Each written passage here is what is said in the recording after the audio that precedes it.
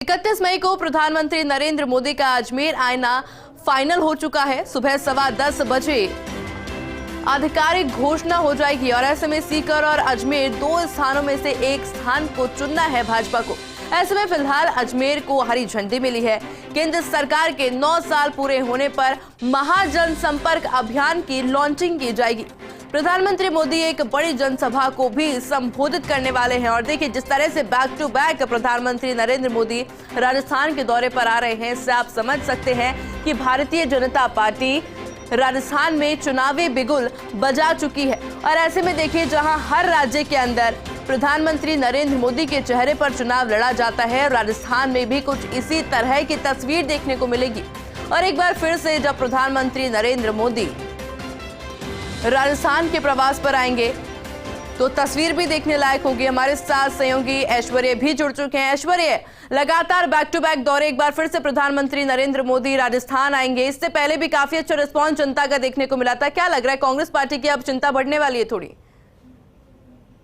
देखिए, स्वाभाविक सी बात है कि प्रधानमंत्री नरेंद्र मोदी आएंगे तो कांग्रेस जो है वो भी अपनी स्ट्रेटेजी में सुधार करेगी, कोई नई स्ट्रेटेजी कांग्रेस भी बनाना चाहेगी। तो प्रधानमंत्री मोदी का दो जगहों को लेकर किसी एक जगह को फाइनल किया जाना था। पहले सीकर में आने को लेकर लगभग चर्चा हो चुकी थी, हरी झंडी मिलनी थी, लेकिन उसके बाद पार्टी ने फिर से एक और बैठक की और बैठक करने के बाद पार्टी ने 2 स्थानों पर चर्चा की, अन्य स्थानों को लेकर भी चर्चा हुई और लगभग फाइनल अजमेर का हो चुका है। अजमेर का फाइनल इसलिए भी माना जा रहा है कि कल रात को ही कायड़ विश्राम स्थली से लेकर अन्य स्थानों का दौरा पार्टी के प्रमुख जो वहां अजमेर के रहने वाले प्रमुख पदाधिकारी है उन्होंने किया है और अजमेर में इस चीज को लेकर तैयारियां भी की जा चुकी है। और सीपी जोशी जो भाजपा के प्रदेश अध्यक्ष हैं वो भी जयपुर में करीब 10:15 बजे प्रेस कॉन्फ्रेंस करेंगे और प्रेस कॉन्फ्रेंस करने के बाद सीधे अजमेर के लिए रवाना हो जाएंगे।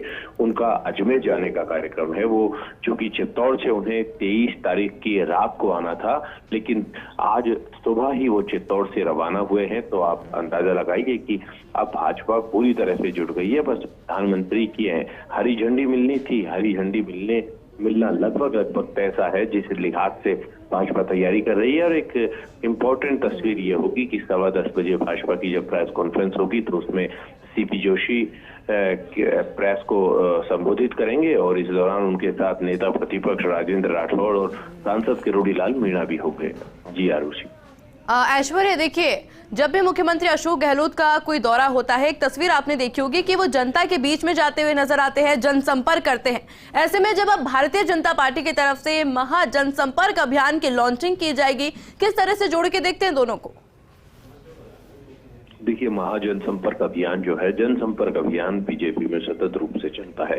महाजनसंपर्क अभियान जो इसे नाम दिया जा रहा है, इसका मकसद यही है कि जनता से रूबरू होना। ऐसा नहीं कि राजस्थान में ही जनता से रूबरू हो रहा है, पूरे देश भर में महाजनसंपर्क अभियान चलेगा। राजस्थान के लिहाज से नहीं है, लेकिन ये भाजपा के लिए खुशकिस्मती है कि भारतीय जनता पार्टी के का तमाम जो प्रमुख कार्यकर्ता है या प्रमुख नेता है या राजस्थान की धरती से प्रधानमंत्री मोदी उस महाजनसंपर्क अभियान का आगाज करेंगे।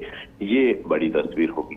तो यहाँ पर बीजेपी है वो पूरी तरह से जुटेगी। तो दूसरी तरफ अजमेर संभाग की बात करें तो अजमेर जिले में बीजेपी की ठीक स्थिति है, लेकिन अजमेर जिले के अलावा संभाग की अगर बात करते हैं तो नागौर की स्थिति सभी के सामने है।